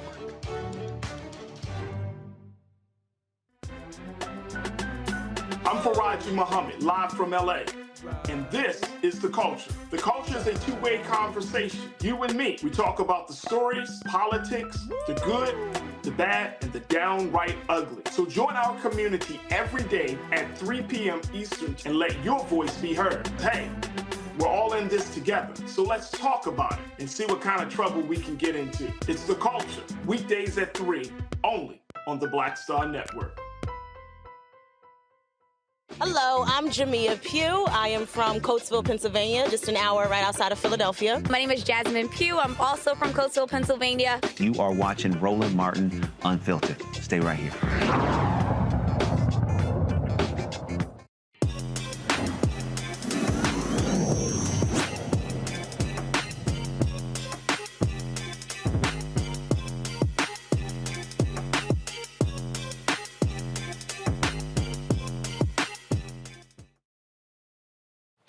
Two former Twitter employees joined forces to create what some are dubbing Twitter's rival, or the true black Twitter. Davaris Brown was a product manager lead. Alfonso Fons Terrell was the global head of social and editorial. The duo created the social platform Spill, which navigates nuances of black culture and rewards users. Alfonso Fons Terrell, Spill's co-founder and CEO, joins me now live from L.A. Alfonso, glad to have you here. Jump right off to it. You've heard people used to kill me when they would holler, Black Twitter, Black Twitter, Black Twitter. And there were some people who would just hold it on to that. And I kept saying, we don't own that shit. I'm like, we're contributing to it. And then what we do as black people, and I say this all the time, we make everybody else stuff sexy and we make them rich. We did it with Clubhouse, Instagram, Facebook, Twitter. We could go on and on and on. Yet when somebody black creates something, folks they want to be perfect. Y'all launched Spill. It dropped. So you dropped it this week? About 3 weeks ago. About 3 weeks ago. And so let's just start off this way. Y'all are in beta mode. Please explain to the slow ass people what beta mode means. Sure. So again, Roland, thank you for having me. We're excited to talk to you. Spill, our journey began about 7 months ago. I was part of the first wave of layoffs when Elon Musk took over the company. And me and Davaris, my co-founder, we had met originally at Twitter, really set out to solve exactly the problems that you're laying out. Black culture, queer culture has always driven all the coolness on every single platform and in popular culture in general. And we're often uncredited, undercompensated, and more importantly, we get the majority of hate on these platforms. And so that was really the core problem we set out to solve with Spill. We were just a ragtag group. We had a really small team that announced the project about 7 months ago. We had over 50,000 signups in the first week, and we've been building for basically the last 6 months. And so 3 weeks ago, we released our invite-only beta, and beta means we are still testing. We have a lot to build. We're a very new company, but we were just overwhelmed with some incredible outpouring of support over the past week when there was an interest in checking out other new alternatives. And so we find ourselves here today, having been the #1 social app in the Apple App Store, and over 150,000 people have joined Spill in the last week. So we're really excited. So let's deal with this here, because you said invite only. And again, for the people who don't know what the hell they're talking about, I had to jam up some woman this week who was going off on Twitter to April Rain. How dare they make this invite only? I know the answer, but explain to people when you're launching a product, and let's be clear, you don't have Facebook money like with Threads, how you have to properly build and grow. Yeah, exactly. So invite only really is a tool not to gatekeep. I want to be clear about that. It's really to ensure that we can gradually grow and make sure that we're getting the right amount of testers into the product so we can learn and adapt and adjust. This is a process that takes a good amount of time. We're going to be an invite only for a little while longer, but I assure you, and to everyone out there who's on the wait list or on an Android phone, we're coming, we're going to get to you, but we really want to make sure the platform is really strong and can deliver on the vision that we've laid out before we let all the folks in. Okay, so now I want to stay there again. So again, for the really slow people, what they don't understand is server time costs money. And so if y'all just made it through this thing out there, all of a sudden, if this thing totally blows up, your expenses all of a sudden shoot up dramatically because the servers have to be able to handle that level of traffic. Server space, server time, that's money. Well, and especially it's server time, it's support, customer support. When you have thousands of people who might have misspelled their email wrong and are emailing us constantly, we need to have those tools in place. It's moderation. It's making sure that, the platform, is as safe as we can make it so that when you arrive, you're having an amazing experience. But for us, it's really important that the communities that we have set out to serve, again, Black folks, queer folks, other marginalized groups, when you come to the platform, that's what you're going to experience at Spill.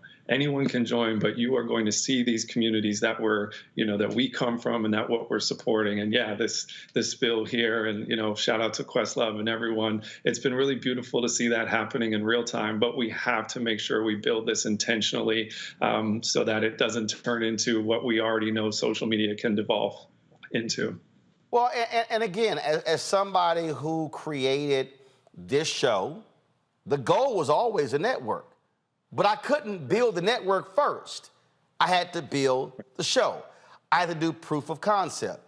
I didn't start off with 15 people. We started off with 3 and then just and built from there. That's how you grow a business. And the other thing is this here, and I saw this with Isaac Hayes III's app fan base, and I see this all the time where a lot of Black people are super critical, again, of Black creators. Let me remind people, Twitter and Facebook was shit when it launched. What I mean by that is it had glitches, it had technical problems, they were constantly updating things. So people are looking at Spill going, why do they have this and this and this and this? Twitter didn't have those things, okay? I remember Instagram, you couldn't even do, I think what was it, initially a 10-second video? Right. And then they went from there. And so that's also the thing that people have to understand. We got Black, and I'm going to say this, you ain't got to say it. I'm going to say it. Black people, we have got to give Black creators the same runway we give white folks. Go ahead. $1,000,000,000%. And I would just add to that, I think, I'm super proud of our team. We have a team of Black folks. I am Black. My co-founder is Black. The team that is building Spill is Black. Our lead funders are Black. The majority of the vendors that we use are Black. And in the last 4 months, with the money that we raised on our own in an environment where Black founders raised less than 2% of venture capital every year, to be able to raise money in this environment and build a platform in less than 5 months that could withstand a surge of traffic that would grow our audience by 30x. And we didn't go down. We had a couple little glitches, that's normal, but I'm just so proud of my team. And I'm so proud of what's happening. And I'm so appreciative of all the people that are checking it out and, helping spread the word about Spill. So that's all I have to say there. Well, now, when you talk about, and I saw some tweets on this here, because you've also got some people who are saying, why isn't this for Black people only? Mm-hmm. And I think you put a video out where you sort of spoke to this. Yeah, I think the most important thing for everyone, we were clear about this from the beginning. We wanted to build a platform that centered Black folks, queer folks, and other marginalized groups from the beginning. We've been consistent about this for the last 7 months. And I think what we saw was in the excitement of people coming onto the platform, there were some assumptions made and honestly people reacting to seeing, a couple of white folks here or there on Spill that this was, atrocious or something like that, and behaving badly and just not really upholding, decorum, respect, for anyone, which is antithetical to the values of what we're building. And so I put out that message really intended for the community to really recenter and say, hey, this is for us. We are building this for us unequivocally, but that doesn't give us the license to bully other people on the platform. Why would we do that when we've experienced that ourselves? So that's really where we come from. But the mission of Spill will always, again, to be building and center Black folks, queer folks, other marginalized groups, because it's a problem that no one else is going to solve but us. Well, it's sort of like me. I mean, look, I have this show here, and obviously with my content, with my guests and my subject matter, I'm targeting African Americans, but I got white guests who come on. I've got white folks who watch the show. So I can't sit here, literally, I got a letter from a 70-year-old white gay man who contributed to our Bring the Funk fan club. So what am I supposed to do? Say, oh no, you a white gay dude, I'm sending your money back. Hell no. And I'm glad that he's watching the show and he said, I am learning things I never even knew existed. Hello? Exactly, and that's exactly the point, right? Like, one, we want a space that anybody can benefit from what we're building, but when we come to like the creator economy, for example, and you've talked, probably heard so much about other social platforms promising Black creators or queer creators, oh, you get a party this month, or you get, you get a fund over here. We want creators that we are centering on our platform to be able to benefit from any audience that wants to come and enjoy their content. And that's a big part of this. And we're really trying to create an ecosystem here. And I think that's something that maybe people haven't seen before, that yes, we can be Black, we can build for Black communities, and everyone can enjoy it. And that can be an amazing business. I think that's really, we're overdue for something like that. Hold tight 1 second. I got to go to a break. We come back. A panel got some questions for you as well, folks. We're talking with the co-founder of the Black-owned created app Spill. It's a social media app that if you want to get on Twitter, be on Spill. Yes, I'm on Spill, like all of my other accounts, at Roland S. Martin. So we'll continue our conversation when we come back. Roland Martin Unfiltered on the Black Star Network. Remember, YouTube, hit the like button. If y'all watching on YouTube, hit the like button. We should easily be at 1,000, 2,000 likes. It impacts the algorithm, which also impacts it being recommended, which impacts money that we make. So one, that's important too. Download our Black Star Network app, Apple phone, Android phone, Apple TV, Android TV, Roku, Amazon Fire TV, Xbox One, Samsung Smart TV. Also contribute to our Bring the Funk fan club. Y'all, this show ain't cheap. And so bottom line is this stuff actually costs. We're fighting the good fight for advertising, but it's real. So your dollars make a huge difference for us to do what we do. Send check and money orders to P.O. Box 57196, Washington, D.C., 20037-0196. Cash App, $RM Unfiltered. PayPal, R Martin Unfiltered. Venmo is RM Unfiltered. Zelle, Roland at RolandSMartin.com, Roland at RolandMartinUnfiltered.com. And be sure to get a copy of my book, White Fear, How the Browning of America is Making White Folks Lose Their Minds, at bookstores nationwide. Download your copy on Audible, order on Amazon. We'll be right back. Hatred on the streets, a horrific scene, a white nationalist rally that descended into deadly violence. White people are losing their damn minds. As an angry pro-Trump mob storms the U.S. Capitol, we've seen shooting. We're about to see the rise of what I call white minority resistance. We have seen white folks in this country who simply cannot tolerate Black folks voting. I think what we're seeing is the inevitable result of violent denial. This is part of American history. Every time that people of color have made progress, whether real or symbolic, there has been what Carol Anderson at Emory University calls white rage as a backlash. This is the rise of the Proud Boys and the Boogaloo Boys. America, there's going to be more of this. Here's all the Proud Boys, guys. This country is getting increasingly racist in its behaviors and its attitudes because of the fear of white people. The fear that they're taking our jobs, they're taking our resources, they're taking our women. This is white fear.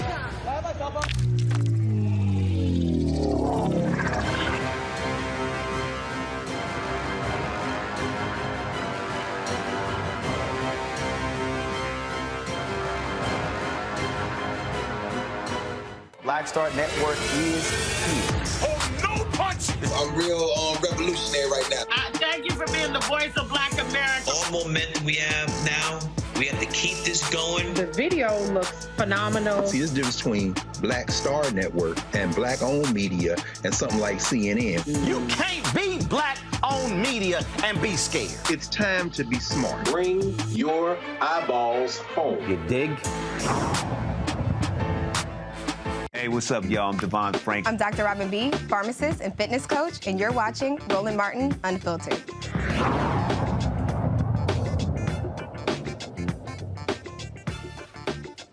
All right, folks, talking with the co-founder of the app Spill. You can follow them on Twitter at SpillMob. Same thing on Instagram. You can download the app. Right now, it is iPhone only. Y'all, that ain't new. It's a whole slew of apps that have always been iPhone first, and then Android came second as they developed the app. And so that's important. Let's go to our panel. Let's see here. Kelly, you first. Sure. First of all, thank you for even creating this platform. I absolutely love it. I'm on it all the time. Actually, I check that now before I even check my Twitter because I love it so much. My question to you is actually a personal one because I would actually love to spill while I am doing Roland.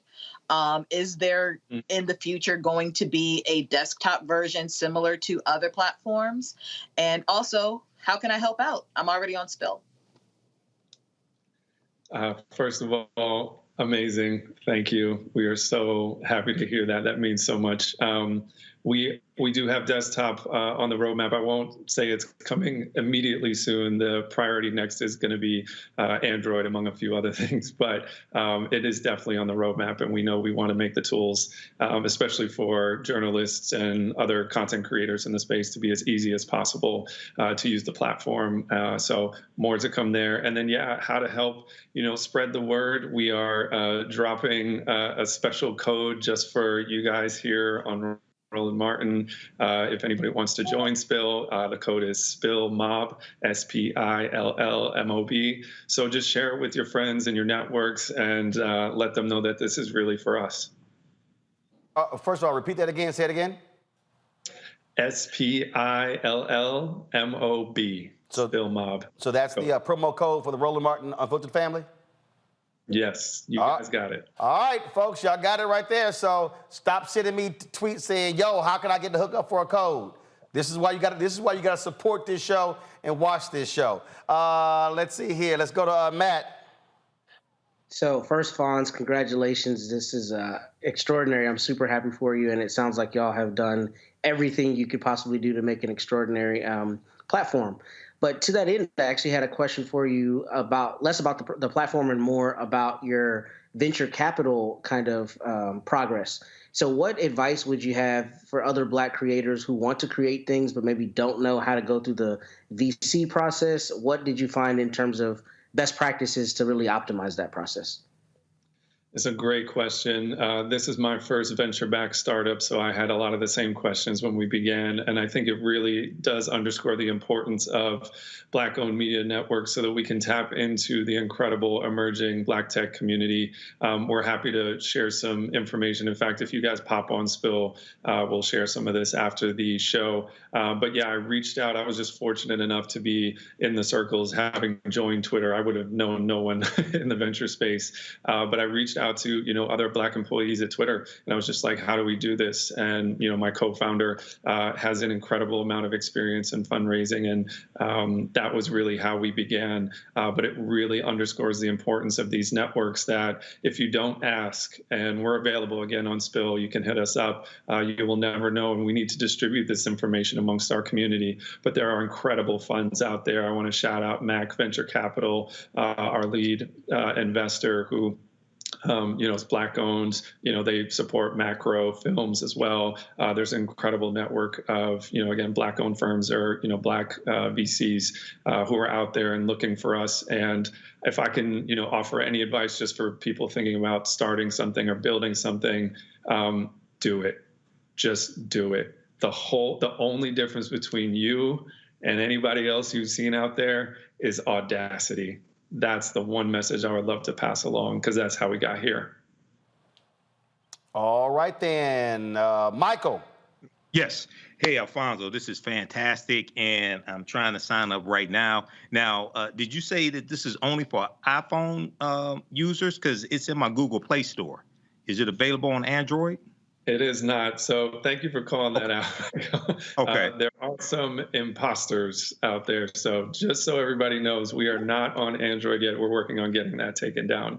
But yes, just for iPhone only right now. But we will have Android as soon as we can get it out. Okay, so very quickly, I have 1 million followers on my fan page and 66,000 subscribers on my YouTube channel. If I were to buy an iPhone, are there easy ways that I could market and bring those subscribers over to Spill? It's a great question. Yeah, for right now, we're actually working on a QR code that anybody who can zap it. So when you create your profile on Spill, this is to come. But if you just post that QR code, anybody can join Spill and automatically follow you. That's something coming down the pike that we're working on. So more to come in that realm. We know that's a priority for everyone who's trying to migrate their audiences over. But I would venture, based on the growth that we've seen over the last weekend, there might be a lot of people who already know you over there. Right. Yeah, the African History Network. Okay, we'll talk. I'll get your number from Roland. We'll talk. So in terms of, and again, the reason we have this Tech Talk segment where we feature African Americans who own technology platforms is to introduce folks to many folks who don't even realize some of these things exist. And the thing that I'm always talking about is a lot of people just really have no idea, no clue what it means to actually launch a business, to build a business. Pre-COVID, there were 2.6 million Black-owned businesses in America. 2.5 million had one employee. And so the reality is only 100,000 of our Black-owned businesses have one employee. And so just talk about why it's critically important for you to temper expectations, also to temper the urge to grow, to ensure that you don't blow up, you aren't great for 3-6 months, and then all of a sudden you're out of business because you ain't got no money. 100%. For context, again, 8 months ago, I was fired. I didn't have a job. And I think a lot of people in tech and just broader, corporate America have been going through this, all year. And it's been incredibly, it was incredibly risky to even consider taking on a venture like this, especially with not having, personally a proven track record in starting companies from the beginning. And what we've accomplished to raise $3.2 million to have built a beautiful platform that works and is, unlike any other social experience I believe that has ever existed before, to be #1 in the Apple App Store in the social applications section, ahead of WhatsApp, ahead of Facebook, and to be mentioned in the same, as a competitor already to a $1 trillion company's new product, it's just remarkable. And at the same time, we are a small team. We are just getting started, and we have a lot more to build to make sure that our vision becomes the reality that we've laid out and that everyone can enjoy. So we are not actually chasing massive growth at this moment. We want to continue to welcome, people who are willing to join the community on Spill and help us test and help us make it better. But you haven't even seen anything yet. We got a whole bunch of stuff coming when we get more towards our general launch, which is not too far off. But yeah, you're exactly right. Platforms come and go every single day. We are building Spill for the next 20 years and beyond. So we're not going to rush it at the expense of the experience of the product. We'll ask, how long do you anticipate being in beta mode? I'd say, I will never, it's tempting to give concrete dates. We're not going to do that. I learned the hard way earlier this year. I would say we're going to be in beta mode as long as we need to be in beta mode, and we are going to be, but we're moving as fast as we possibly can, of course. We are, to have built the platform that we have, to even be in beta in less than 5 months is truly remarkable. So expect, stay tuned with us, stay close. You've got the code, build with us, and we'll have, I'm sure, a lot of exciting announcements to come later this year. All right then, I would look. What I would suggest. Look, I've been in Black-owned media for a very long time. To me, I'm a firm believer locking down the base, and so I think it is also critically important for you guys targeting Black radio, Black newspapers. Again, letting folks know because the reality is, and I just know this from experience with a lot of our companies that we featured. Look, the dollars y'all raised at $3.2 million, look, you got to keep that in the company. It's very difficult trying to compete against these trillion-dollar companies when it comes to marketing as well. And so that's why word of mouth and growing organically. And a lot of people out there, and again, everybody, I love it how everybody and their mama is a business expert who gives y'all advice, and they ain't never opened a damn business. But we just crossed, the 1 million threshold on YouTube. We're growing our app, and so the reality is we've done virtually, no dollar spent on advertising because, frankly, we didn't have the money. And so growing organically is so much more important, because once you go down that road of dropping crazy money on marketing, then you're like an addict, and you're just going to keep dropping it. So I think the way y'all are doing it is absolutely smart. And the only advice that I would give all the people who are haters is let them keep chirping, and then just keep building, because they're going to always be there running their mouths. Mm-hmm. I appreciate that, Roland. I appreciate that. And congratulations on the 1 million threshold. That's incredible. Appreciate it, Alfonso. Thanks a bunch. Folks, as he said, if you're looking for the code in order to download the app Spill, it is Spill Mob, okay? And again, they're on iPhone. Android folks, calm down. It's not our fault you got an inferior phone. But again, they're going to be on Android very soon. And remember what he said. If you see Spill right now on the Google Play Store, that's a trash, BS, imposter app. Do not download it. They are not on Android. Be sure to spread the word. I'll be sure to post that on social as well. Alfonso, thanks a bunch. Good luck. Thank you so much, Roland. We'll see you on Spill. All right. Yes, indeed. All right, folks. Let me just say this here, and I'm gonna reiterate this because it needs to be said. I love black people. I fight for black people. I've spent more years in black-owned media than any other platform.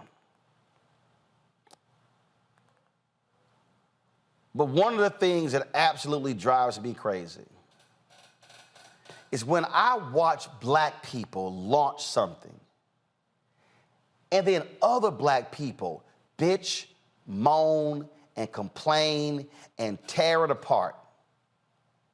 And I watch us give white creators loads of runway to make mistakes. It angers me when I hear black people say, ooh, I once hired a black electrician, it didn't work out. I've hired a lot of white people who didn't do some stuff right. I didn't go, well, I ain't never hiring nobody white again. We can be our own worst enemies. We can be the biggest critics of our own people when it comes to something. I literally watched this with Isaac Hayes and fan base. Folks were saying, you don't have this, and you don't have that, and you don't have this, and you don't have that. They were literally comparing a black-owned, black-created app that at that point had raised about $3 million to an app over here where 500 million to $1 billion have been invested in. Let me explain something to y'all. If you can drop 500 million on developing an app, and you've got 100 engineers, and you've got marketers, and you've got all these different people, but then over here, you got a team of 10 or 15, that ain't hard to figure out. So what I'm gonna ask is, I'm gonna sit here and I'm gonna ask a lot of our folk to literally shut the hell up. Allow the Spill team to methodically build. Because a lot of y'all who running y'all mouths, y'all ain't never built shit. You ain't never spent your own money. You've never built a business. You've never hired, you've never fired. And then when you're putting your own money into something, your ass is on the line. Your family's well-being is on the line. So it's real easy to sit in the comfort of your home and say, well, they should be doing this, they should be doing that. But you ain't never built nothing. So let's praise Spill Mob for what they've done, and watch them grow. Let's praise Isaac Hayes and fan base for what they're doing and watch them grow. And let's give them the same runway to be able to make mistakes and correct them as we did Facebook, as we did Twitter, as we did Vine, as we did Snapchat, as we did TikTok, as we did Instagram, as we did Clubhouse, and as we did LinkedIn, and I can go on and on and on and name you all of these apps and tech companies that Black people never owned, that we never built, that few of them even employed us, yet we gladly gave them all of our talents and energies, and now they're worth billions of dollars, and then we're running around hollering about the lack of Black wealth creation. If all the folk out here, if you download Spill, they grow. They become valuable. If everybody watching or listening downloaded fan base, they grow. They build. And when they grow and build, they can raise more money to get better, to improve the product. And then all of a sudden, we're now competing on an equal playing field. Just be mindful of that when you start running your mouth criticizing some folks who actually had the courage to create a product that serves the interest of Black folks. I'll be back on Roland Martin Unfiltered on the Black Star Network.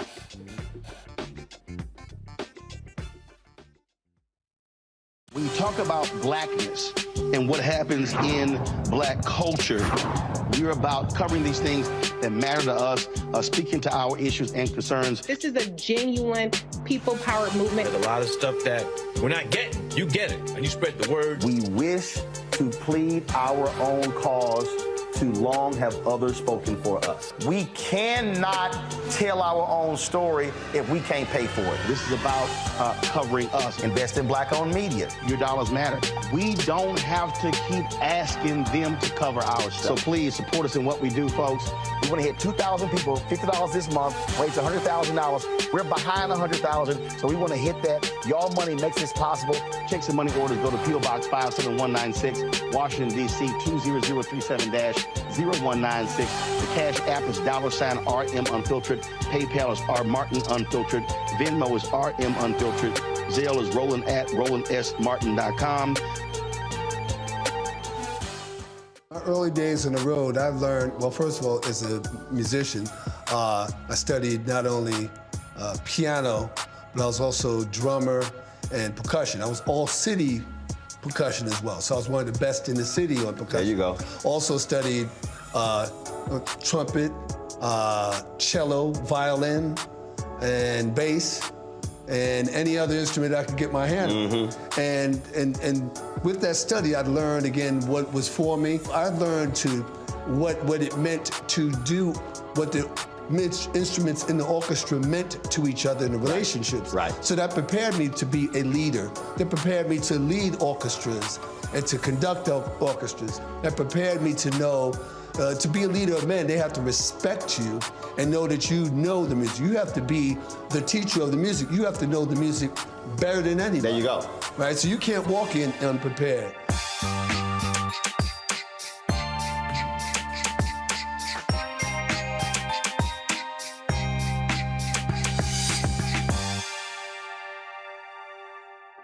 I am Tommy Davidson. I play Oscar on Proud Family, Louder and Prouder. Right now, I'm rolling with Roland Martin, unfiltered, uncut, unplugged, and undamn believable. You hear me?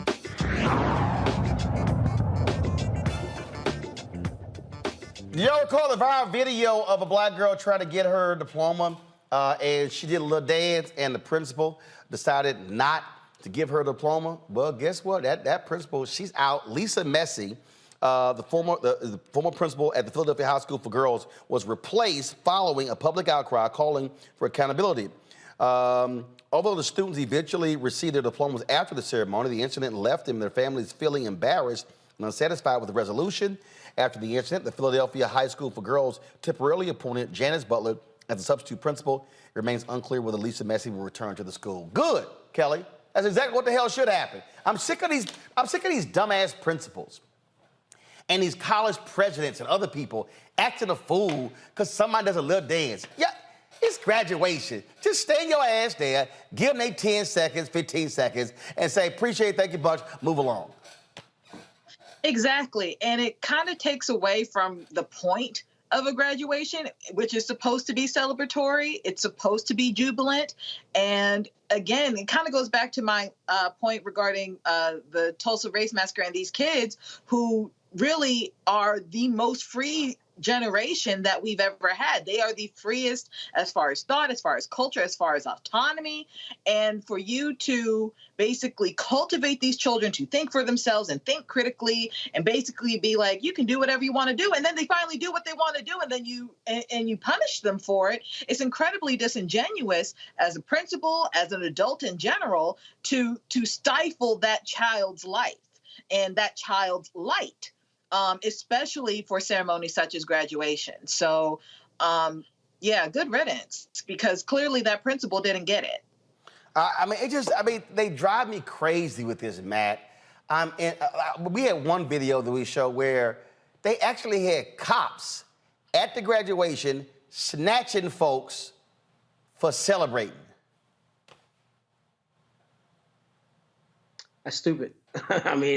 It's stupid. People should be able to enjoy it. It's a momentous occasion in their lives, and honestly, it's not like anybody's going to remember if they violated decorum, and all of that is really, to use the term, gatekeeping. It's this idea that you can't even express joy, happiness, pride in your accomplishment unless you do it in the way that we prescribe and that we sanction, and that's stupid. So, it's dumb. This principal should not have wasted her time on this, and she's gone for a good reason. And I hate that this kind of thing happens. I think people should be able to enjoy themselves. When my kids graduate, I'm going to be there with an air horn. Mark my words.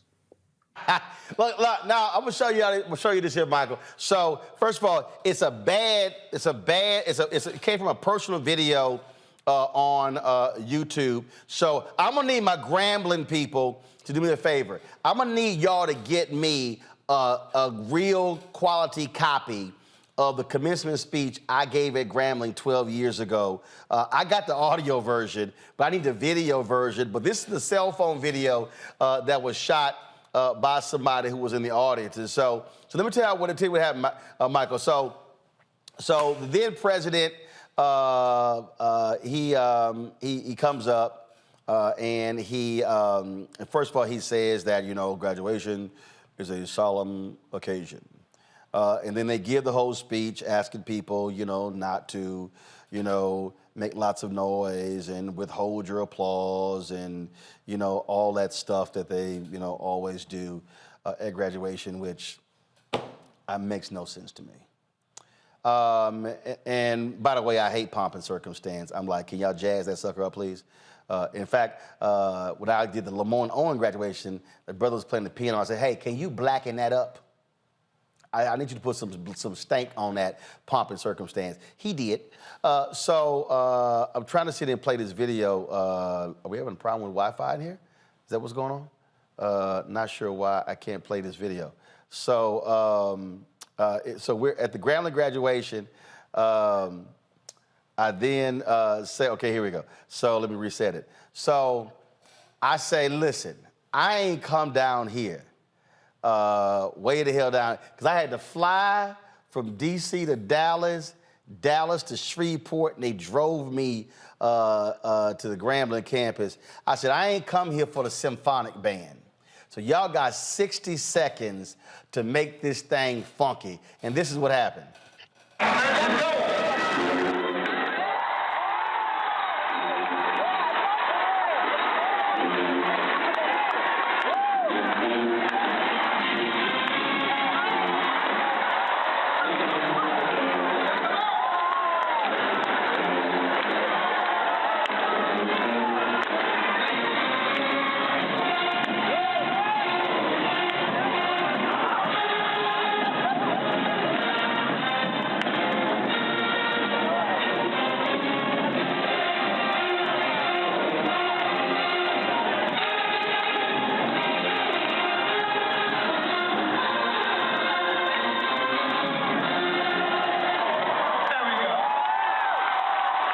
happened, Michael. I was like, y'all got to make this thing funky. Yeah, graduations are supposed to be a celebration, and there's a lot of sacrifice that parents, that family made for this person to be able to walk across the stage and get their diploma. Now, as far as administration goes, I can understand if you had, like in my graduating class from high school, it was like 500 people, right? So I can understand you wanting to move things along. I can understand that. Stop. But so hold on. How many people you said? 500. Man, that's a small graduation. Go ahead. But this was high school. I got you, but that's still small. I'm like, but just do your little thing. But most people are doing little dance off stage. Right. So, in looking at the video here with the Philadelphia High School for Girls, the little dance she did, she wasn't holding things up. Right. She was moving along as she was dancing, and then the video that Channel 6 ABC did with her. She was saying she was trying to calm like her family members down because she didn't want them to give a big response, things like this. So to withhold her diploma, because of that, there's a tinge of racism in here also. That's all that is. That's all that is. It's just, but it's not even. But Lord, like she didn't slow nobody down. Exactly. She did just a little thing, and that's just. But the problem is when. Again, this is the basic thing. When we act like it's supposed to be a party. There are people who are walking across these stages who literally are first-time graduates. Yes. They first-time graduates. And I can't stand, listen, somebody put in the chat, they said Roland just took over graduation. Listen, my ass, the speaker, I got commencement speaker rights. And so, what gets me is when people don't understand the moment. 8 years ago, I did South Carolina State graduation. Now, they were going through some issues, some financial issues, all kind of stuff. Man, the dude who was with the alumni, his ass gave one of the most soul-depressing speeches I have ever. I turned to them. Y'all think I'm lying. Y'all know the show Unfiltered, my ass Unfiltered. I said, who let his ass speak before me? I said, man, this is a graduation. I said, this man just threw a whole wet blanket over this joint. Well, so when I got up there, same thing. I said, hey, this is a celebration. This is a graduation. Same thing. South Carolina State, I'm gonna need y'all to send me a quality copy. I wish these people would send me these videos because I'm tired of these bad cell phone videos, especially when they shooting vertical, not horizontal. But here was somebody, look, I told them to the South Carolina State band, hey, it's graduation. These folks went broke making sure these kids come through school. Let's rock this joint. I said, graduates, y'all ain't got to sit here and being all bougie and sedity. Nah, let's go and enjoy graduation. Go to iPad. Hey, come on, hey! That's it! Yeah! Hey! Get it, boy!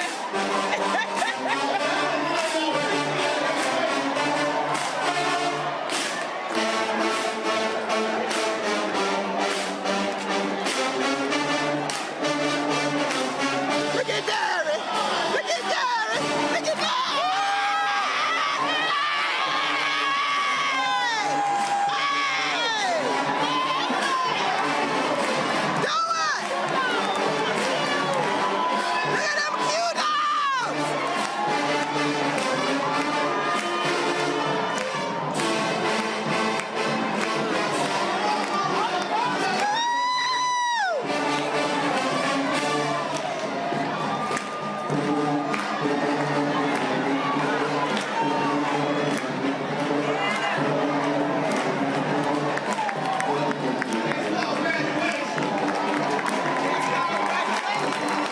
You gonna remember that graduation or that pomp and circumstance bullshit? You know, Roland, this is like the difference between the black church and the white church. Right. And black church service and white church service. This is like the difference between those as well. You know, we bring that African spirituality, we bring that Africanness to it. So, yeah, you know, and if you make graduation boring, you would turn other people off from wanting to go to school, possibly, because you have to be enthusiastic about this. So, yeah, you know, more power to them. They just need more Sigmas out there. The Sigmas probably already graduated, though. They just needed some more Sigmas out there, though. But, you know, probably the Sigmas already graduated. You know, those are the ones left behind. Oh, shout out to Cass Technical High School. I meant to say. Oh, damn. Even the look on Kelly's face right now and say, did he just say that bullshit? The look on her face like Kelly's wearing blue. She knew it was coming. Kelly ain't wearing y'all blue. Shit, Kelly, go ahead. Kelly, go ahead, cause Mike, I don't know what the hell he think he doing. I was listen. It's 8:05. I was just like, don't start nothing. Don't. Right. I don't know why he's sitting here want to throw that nonsense in, knowing damn well he knew them Sigmas on scholastic probation. Oh no. Again. No. Right. I was trying to get through the show I was trying to get through the show without taking a shot at you little Sigmas, but you just want to go ahead and run your mouth. And I'm gonna hit y'all with this one here. This is the last one. We about to go. So again, let me thank Kelly, Michael, and Matt for being on the show. So when I did the Jackson State commencement, y'all, in December, so y'all seen that video of the former Jackson State drum major just going off at the graduation. That's only because I told the band, stop playing that damn symphonic music. Y'all need to play some Jackson State HBCU music. I'm gonna say this, but look, I done about 20 commencements, 18 HBCUs. For the last time, if you're gonna be a black school, be a damn black school. Stop having them symphonic ass bands and them choral ass choirs singing them tired, boring ass songs, okay? Man, y'all think I'm lying. I did Central State. What'd you say, Kelly? I was like, I was part of those choirs, but it's fine. That's fine. Look, I give y'all one damn choral song, okay? But damn it, if you're gonna be at a black graduation, you better sing a gospel song. A gospel song we know. We did. Sing something black. We did. All right? How you go through 4, 5, 6 years and you holler, I'm a HBCU, and then you say have like a white graduation? Enough of that. Sing the Black National Anthem. Black National Anthem. James Enough of that. I did sing that. Man, by the way, I was the soloist for that. He was a Sigma man, by the way. What'd you say, Matt? When I graduated from Howard, we came into African drums. It was magnificent. So that's how I'm just saying. I shouldn't have to be the commencement speaker to say blacking this shit up. But the Jackson State band, and look, I was in a symphonic band in junior high, but it's graduation is a party. So for all y'all principals with a stick up your behind, and you college presidents, and you college provosts, I need y'all to sit your asses down and realize graduation ain't about you. It's about celebration of the graduates and the families. So I'm glad this principal is gone. And again, this was at Jackson State when I told the band, yo, let's get this thing lit before I speak. And my man got it going.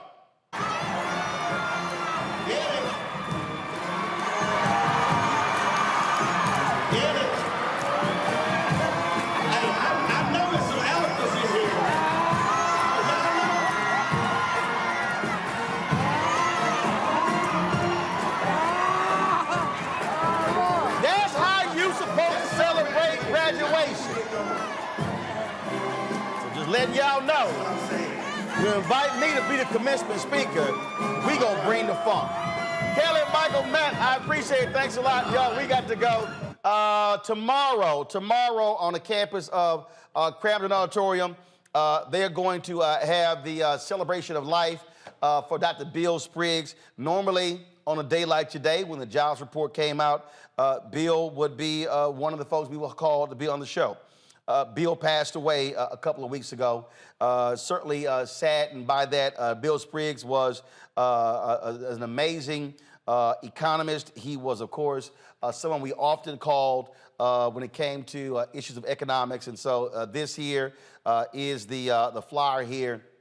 And so, remembering labor economist William Spriggs, celebration of life, and it's going to take place on the campus of Howard University, Cramden Auditorium, tomorrow. Doors open at 10:15. The program begins at 11 a.m. And so, if you are in, and I'm not sure if they are live streaming this, and so we're going to reach out and try to find out if they're going to be live streaming this. And so if they are going to be live streaming this, we're going to carry this on the Black Star Network. Bill was an amazing guy. We love Bill dearly. He, of course, was a friend of this show.